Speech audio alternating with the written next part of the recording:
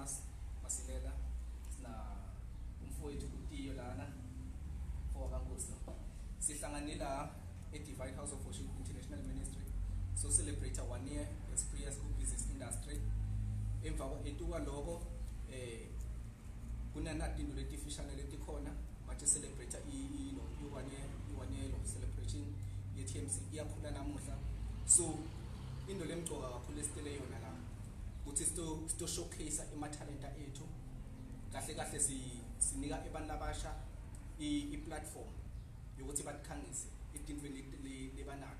Sithe sto discover ema-talenta ebantwini labasha kulabo nabo labangadi ukuthi ba-gifted kubo. Thina waye just ukuthi sivete lebanayo. Mr. Ron, into lebaleke kakhulu la ukuthi eMpumalanga gifted. But no one lokhona ukuthatha i-risk amele abantu abasha. The reason sende event nje sizama ukuthi bonke laba khona ngaphandle laba financial right noma laba sembili kunathi ababone what we have, then from then bathathe ba-investe from labantwana. After investing siyakha iMpumalanga lengcono, siyakha iSouth Africa lengcono.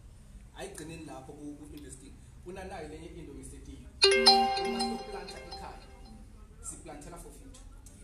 Once sisaplanta imbewu ekhaya ikhula iyagerminate lokudla olama fruits kubenefita ebantwana basekhaya, no one else. And uma benefita bona even the future generation you benefit from the titshalo stoba projects. So what we are saying, let us invest ekhaya. Uma investa ekhaya sincedza i-future, unlike going outside and invest. Must invest ngaphandle, therefore so ndathatha nalithuba niliposte babe Masilela. Mr. Masilela, over to you, sir. All right. Firstly, I want to appreciate and thank you for inviting me to come and speak to these great minds today. Secondly, let me appreciate and congratulate TMC Events Management for turning 1 year today. Yes. Now, we wish you many more years of sustainable growth, on sustainable grounds of profitable growth as a business. Esikhathini lesiningi into sengigalile njalo sengiyakhuluma. Esikhathini lesiningi we see most businesses are failure within the first 24 months of their inception. Uma iqala manje lamaningi akakhona ukudlula 24 months but they die. There are many reasons lakalidela to my businesses ukuthi afe. The ideas are very great but still noma kunjalo the businesses fail. Kunema programs lakakhona both from the side of government, state institutions that are offering both financial and non-financial support to the business, to the small business sector in South Africa. This is a serious business of this government to support small businesses. That's why there are acts like a corner to support small businesses in this country. There are institutions like the National Empowerment Fund, NEF, BOSIDA, Small Enterprise Development Agency, BOSIFA, Small Enterprise Finance Agency, Kunabo National Youth Development Agency, and many other institutions like a corner to give support, financial support and non-financial support. But now what is lacking is listening. Kuti lelwati lelikhona ngalama programs ngalama services alifiki kahle tukebantu abaningi so that they can understand ukuthi this is what we need to do for us to grow, to start and sustain our businesses. Number two, the same lwati sinokuli neglect uma linikele. That's why in most instances but uma invite noma send ama seminars most people don't come. Bacabanga ukuthi business itatendakalele njengelikho elatikho liyamila nje likho alihlanyelwa ngumuntu latimilela nje. It's not like that. Business is not gonna be like that. If in a building like this building ayizange yataka that's why lesinye isikhathi sivamsekusho ukuthi a building plan does not build a house, but a person who acts on the plan, who follows the plan, builds a house. So your business will never be built by just saying and watching. It requires you to pay attention, to be committed to your business. Commitment requires resources from yourself. Resources in terms of time that you invest in the business. Resources in terms of the money or small or big money that you will get anyway so that you direct it into the business. Now, what is also very important is that we are, in most instances, we are everywhere doing anything that is not a recipe for success. It's a recipe for disaster. You need to be somewhere doing something. You need to focus. You may have 5 ideas in your mind. You cannot implement all of them at once. The resources are very minimal. And you will scatter them, you know about my results, because you are putting resources lapa na lapa. No, don't do that. Out of the 5 priorities, the 5 ideas that you have, prioritize them. Choose one that you love the most. And again, that you think you'll be closing a certain gap in the community, in Mpumalanga, in South Africa, in the world, in your small community. Identify a specific gap, match your idea with that gap, and close that gap.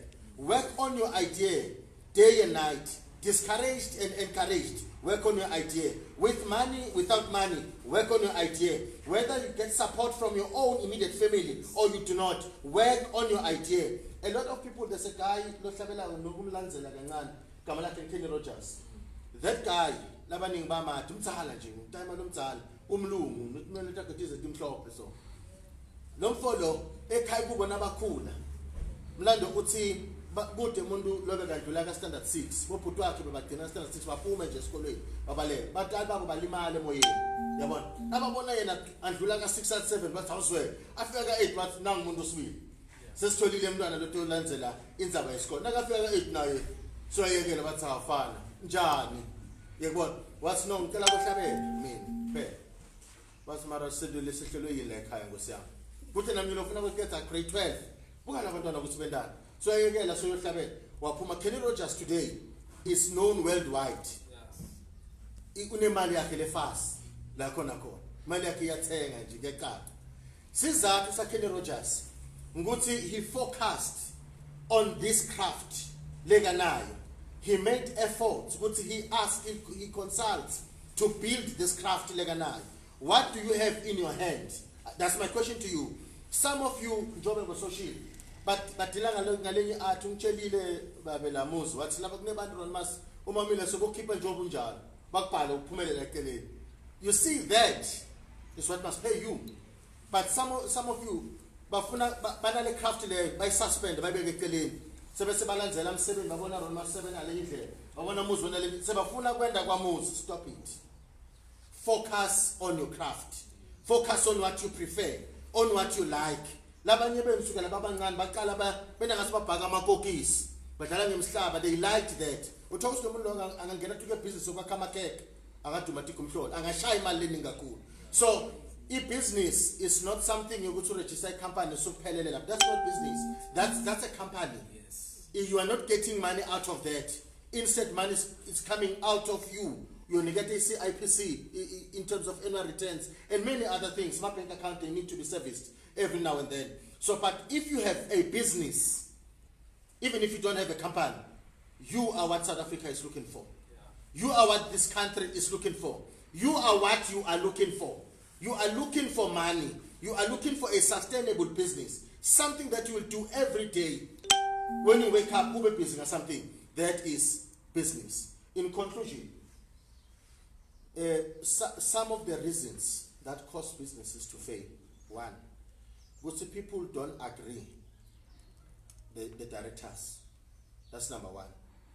And the investment, investment is pulling back. Another business within a business. It's a recipe for closure and failure of other businesses. Labanye number two, they do not reinvest in the business. Nagathola imali la business udla adle nehlanyela. Ukabanga ukuthi kusasa soto business to tendekela njani. When you get money, bala kahle tindo takho, imali yakho, and put money aside that will reinvest into the business. Don't rush into buying serious things, the flashy things that are not giving money back into the business. Logo udla kona, zama kukudla logo for cards, maybe 6 months, and allow the business to grow. Work on your business, not in the business. There's a difference between working in the business and working on the business. A doctor or these professionals, Maloy and others, most of them are working in the business. I'm saying you must not work in the business. You must work on the business. The difference would say if a doctor, if I get uyagula yena, kumbambile keep it so, kuvaliwe lapha. It's working in the business. But if he works on the business, we are showing the systems in place. Noma ke kodokotela bayabantu mhlawumbe nalabanye odokotela abaqashile ngaphansi kwakhe. They run the business. The person is not working in the business, but they are working on the business. Please note this. As you start the businesses in most instances you don't think to in the business. Ngobe ngani kunemuntu ufuna business ifuna marketing. A business ifuna some knowledge on finances or accounting. A business ifuna some knowledge on branding. If you have some knowledge on this, a bit of this, a bit of that, it will be required to go one and be able to do that as a person. Then you grow. So in the no, lay accountant and oh no, this one is my brand manager. And when it comes to branding, this one does that. But you don't just jump into that. All the expenses must be contained and be reinvested into the business. Let me stop right here. Thank you. Yes, sir. Thank you very much.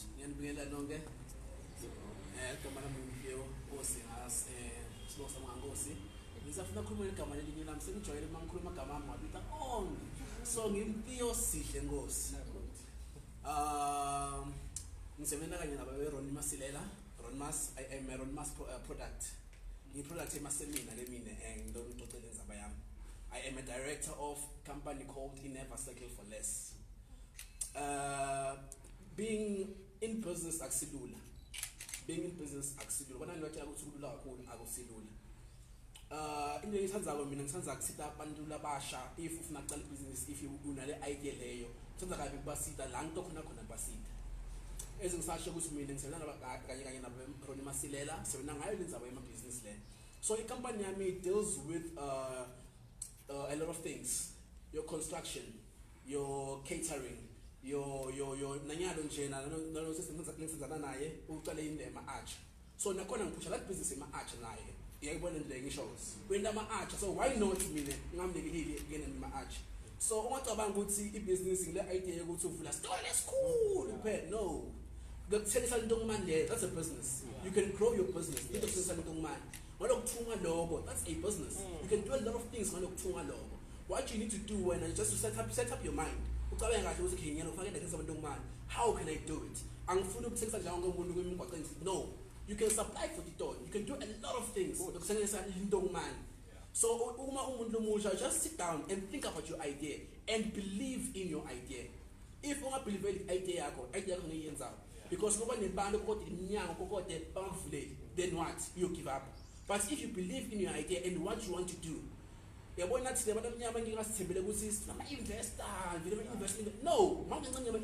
invest. Focus on your business, on what you are building. Then invest on your But if you don't I'm waiting for an investor in this business world. I always say, Facebook, if you fall in business, sit down, analyze the why, what was the problem, where was the problem before usugu, because that same problem food. So you have that business idea, believe in your business idea, trust your business idea, and the action don't believe in that idea. It's not everyone who believe in that idea. So don't expect people to come on now right. No, some will be right, but the idea. So when as an individual, believe in your idea and push your idea. No one will do it for you. No one will do it for you. And saying so long a business. Yes. So we partnered in the Voice of Hope now by Ronmas. Advertise. Advertise if you want to advertise your business, your product, your services. So if you want to advertise that business of yours, that talent of yours, you can contact me. So when I go to how can you do it? If not, they wanna it's on the service doing. Now, it's a simple thing. That's business. That's business. So my business money my business was a lot. So it's a matter of which way na ingo lakho isethe njani kuphi. Ingo lakho isethe njani kuphi. Ngikhuluma sakhuluma nge-arch futhi. I'm selling arch. Mina abantu bangikuhlela wathi how old ngithi yongithengisa arch. What's wrong? Even though in 2 weeks ngena 300 lawyer, that's something that will happen in 2 weeks. 300 that's profit. I'm calling your money goes that's profit. Yes. 300 then profit. So begin money goes lay you tell arch food or you get the arch food. So let's set our mind and let's be focused as young people. Put many abandoned. The whole of put abandoned and focus on your business and yourself. Yes. Yeah, bon.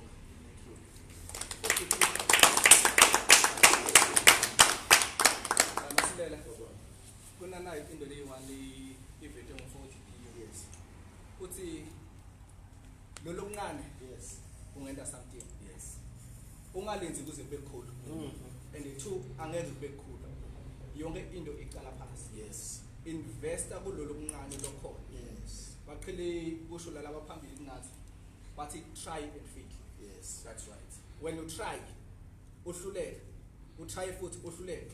One thing for sure ngikutshela yona uthi uzama kayi20 uhluleke but wes 21 you'll never know ukuthi utophakama bese uyahamba. Correct.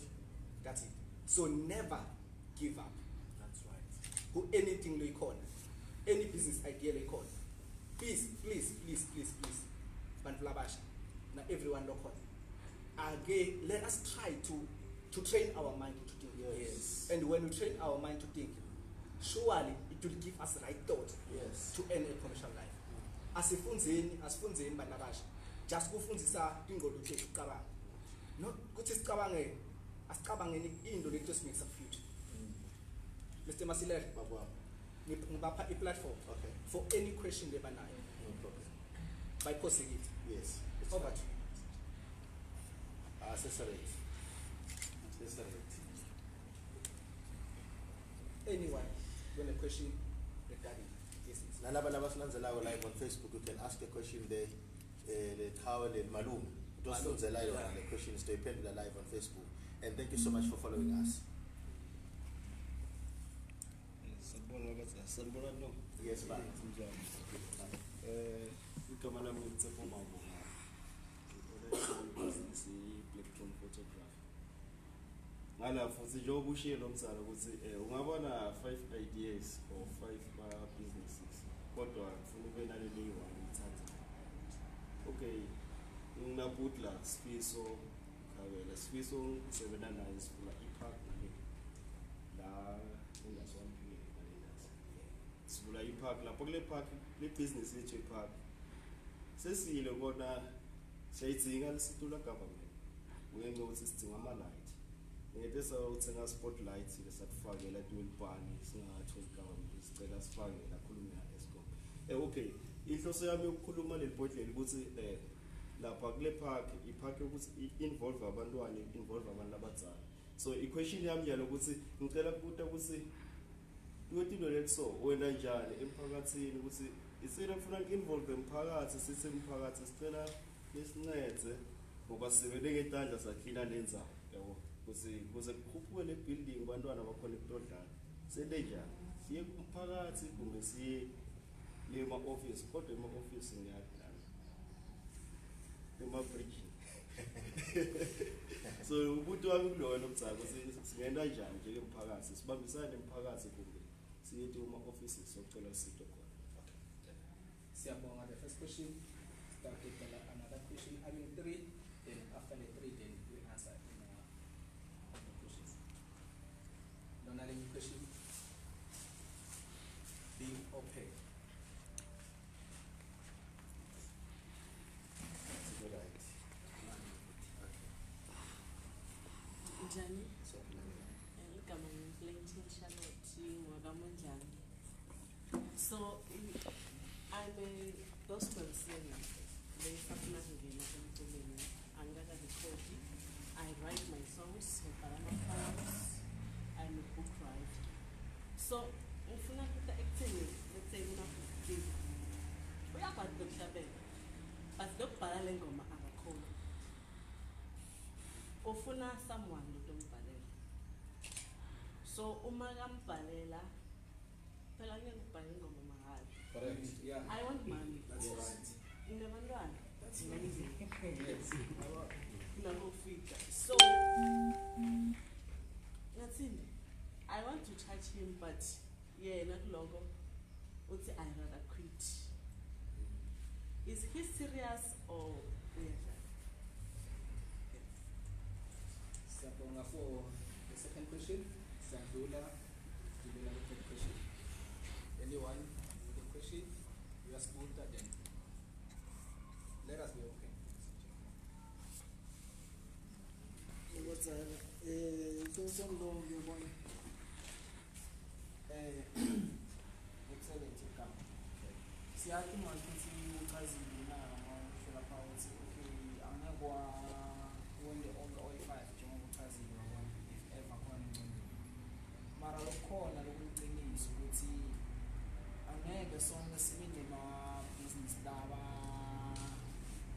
ne-budget lencane especially njengamnaka i-aja kuba nalamakhulu ukuthi uthi uyabuka okay kwenani upopa lokwa-serious mara kuthi from lanye laphayana ube kwayini kuba inkinga loko so into lengenta ngikhulume nyalo nguve umenshina ligama lokuthi okay ero umnyaka ngalidiwe uthi usita abantu labafana nabo-excellent uthi okay ungamthatha la umbeke la juju umqondo lanawo langadlalela wona so lengingakusho ukuthi shile imali sonambanyana kosicelo kahle kahle athikho shile uthayo ngilele mfana ngithinze la into lesinjalo ngicela man because okay umqondo lokhona lenhloko mkhulu ukuthi ngale ndlela ukuthi noma ngathi ngiyabhanga imali for umnyaka ngiyenda even ikode izinto letinjalo but if ever yabona uhleli ucabanga lento iziphuphe la ngcondweni izikhona kulo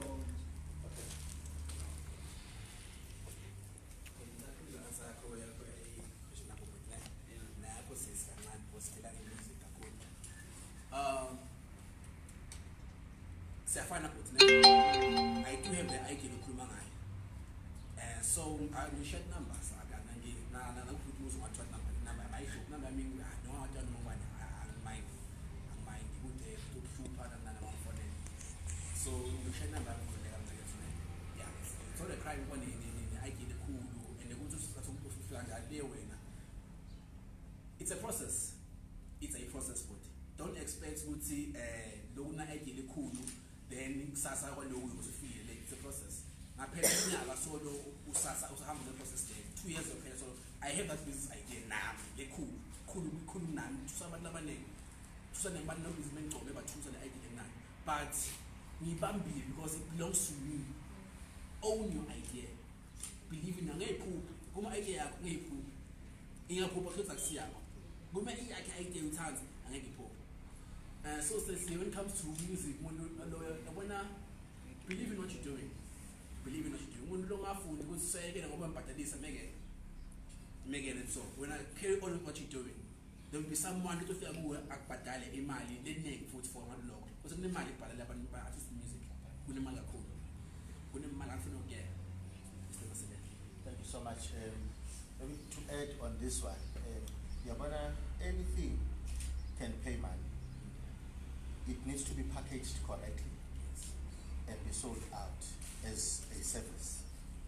If you come out and position yourself as a writer of songs, you need to project yourself as such. You need to be known as such. And say for instance, you have written one song for one big artist or one small artist. Never give yourself credit. Which I've written this song for this person. You can be next. You must already have your price list. Because how do you then work? Yabo? If umuntu angafuni kubhadala madam, noma bazojola lama discount. Ngize ngicabanga ukuthi even nako lokhu uzokungona. Ukuthi umuntu acele i-discount than ukuthi athena no, angifuni. Please don't waste time with those people. Yes. Don't waste time. And ungadiva ngathi ngathi songena emadimoni. No. You are in business. That's right. You understand? You are in business. Just the cut so rate, you let me know. or maybe you'll find assistance somewhere else. Then you continue with people who believe in what you do. And then number 2, le matter yabut. Let's talk about WhatsApp. But how do I transfer the money that I have here to my bank account? It's Action. Yes. Action will translate it. Action will call the money that is here into your bank account. There are many ideas, they remain here. They are not seen because there's no action. A big idea is this big picture. It's a global view. All of us, we must have this big picture in our mind. But we cannot start big. That's right. We need to start small. One of the things that Mr. Pazam said, we start big. I'm saying it again. One of the reasons why most businesses fail is because they started big. When you start big, you attract big risks which you are not ready for. Soon you will be kicked out of the industry and say, no, entrepreneurship is nonsense. You understand? You were not ready. Allow the process. Start small. Allow the fall and rising.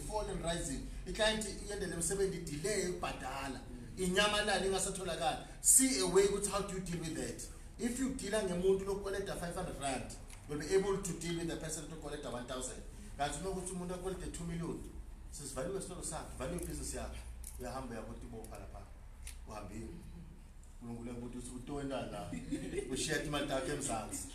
You have attracted big risks without you being ready.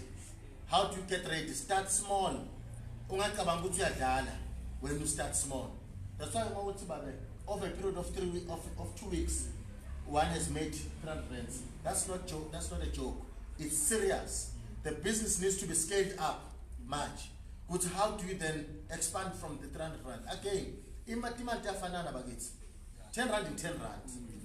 No more shall the airport to keep a 10 rand, you never party to keep a 10 rand, must mean as all. So I will pay the man, no more 7 days. So I'm going to band. Yeah, but so my man, your idea, go for now, open a plan. That's why we serve as business coaches. We are certified coaches. We sit down with the person and make it easy for them. Go to follow which ways so that they can start with what they have and what they know now, and not wait for money, not wait for connections, not wait for anything else. Coming straight to the idea. That idea, do you want to make it for business or something for a community?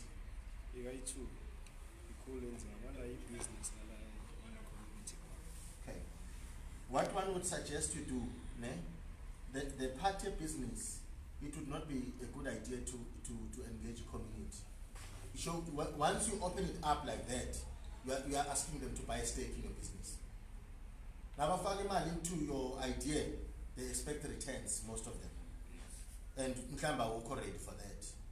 So be very careful with my ideas. Then I'm listening for donations, for sponsorship. No. Use what you have. Start with what you have and grow it. So now I would recommend strongly to see a person like us. So that your idea, your big idea, there's a lot that may be involved. So for now to identify all the key stakeholders, interest, both in government and outside of government. Especially part your community. You understand? And then engage again. But their business is on your shoulders, my man. It's on your resources, it's on your planning, it's on the people that you know.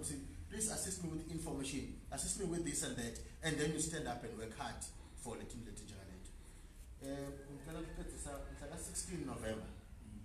16 November this year. So this line is spread. Something that's the second one this year. Yes. Second annual Mpumalanga Business and Investor Seminar. I'm inviting all of you. And the ones that are following us on Facebook now and after here. Now, Lapana, what happens?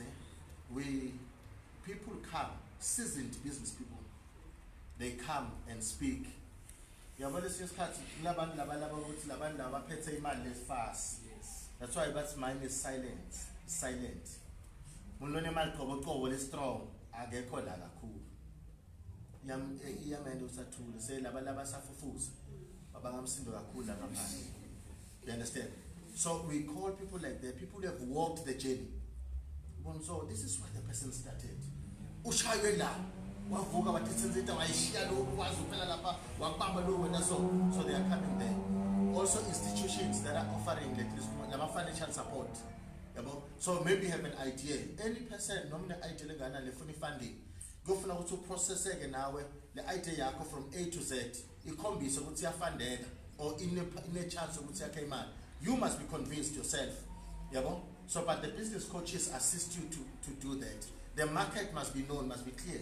These are the people that I'm targeting and why these ones. Understand? Do they have the money that I want them to use to buy the service or the product from me? You must answer that. If they don't, they are not.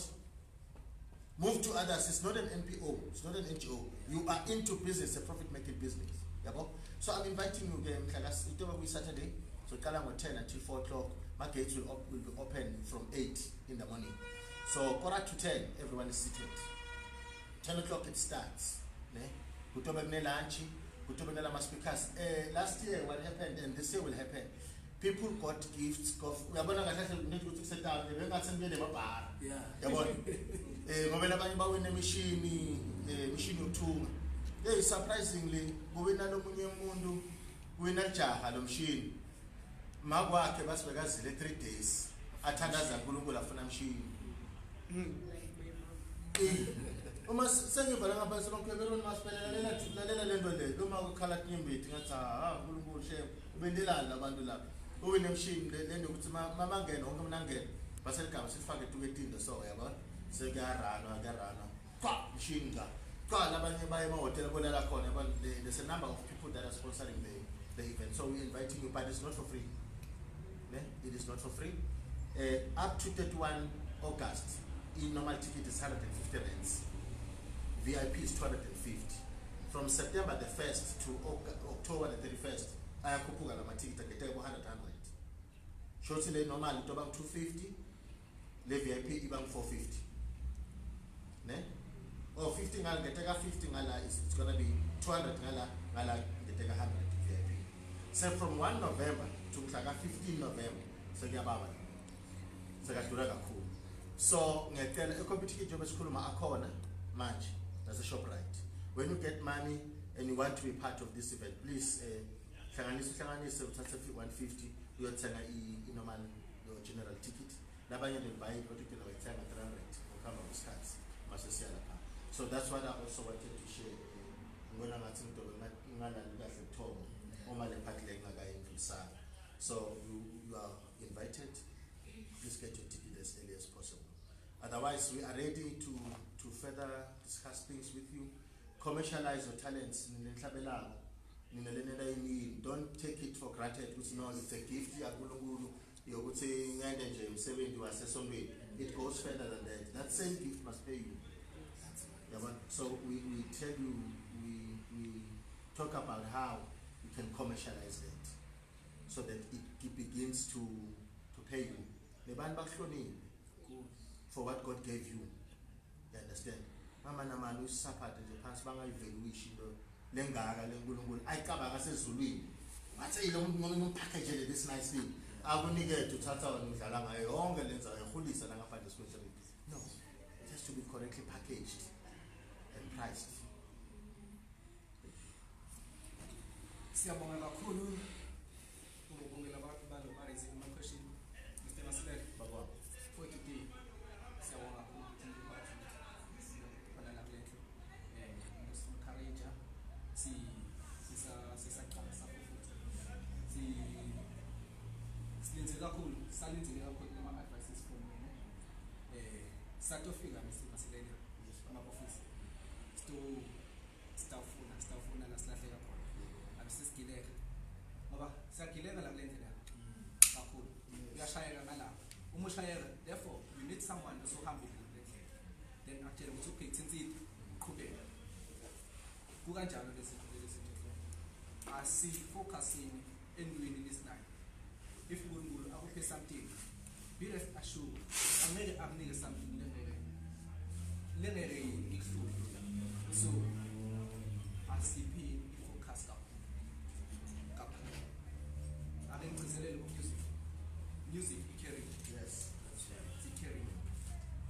many people lambathe of spending imali ngemusic. Singathi undermine. Into lesishaya Mr. Masilela uthi undermine. Utothini smart. Aspire anyone. Then focus in it. Let's go. Mr. Masilela.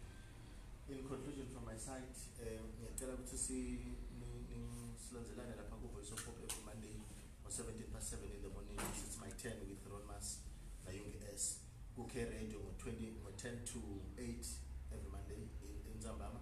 Ku-PSR FM ngo-9:15 in the evening. Lapha Facebook njengalabanye bakhona Ronnie RONNIE Masilela. Ngikhona futhi na YouTube the same. We upload videos where we speak, we talk about various things. We invite you to do that. So inamba yami bekulomfuna ngicela ukubashiyela lapha abantu batokujabulela lapha. Inamba yami ithi 071 743 2468.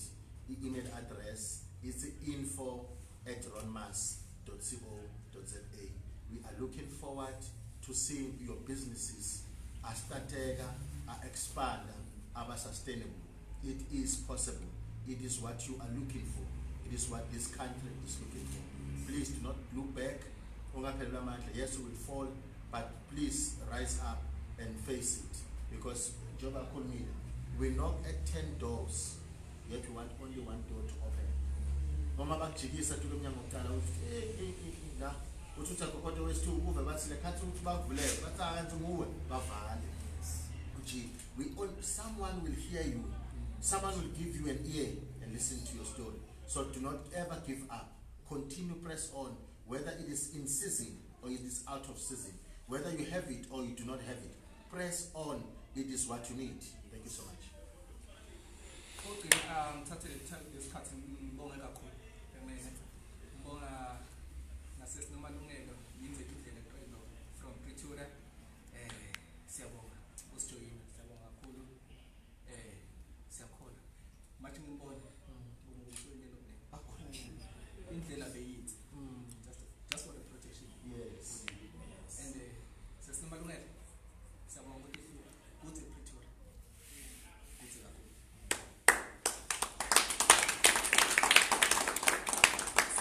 Investor sikhathi sakho wasuka kuze watofika la lokho kusho lukhulu ukuthi lithi TMC kusho lukhulu lithi inexpert eMpumalanga. So Lemne mina ngisanukuthi siyakhula namuhla. Yes. Congratulations. Universal man. So for now, 25 years and more. Yeah. These pictures will serve as proof. Yes. This will serve as track record. This is how things were. Look at us today. Humble beginnings. It has to start somewhere. Thank you so much.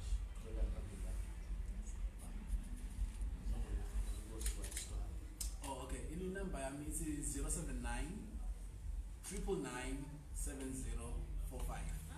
079 999 7045. Yangfonela, we want to know about business. Yangfonela, we want to advertise at Voice of Hope. Mwakuluma nami. Konke lokho possible. Thank you.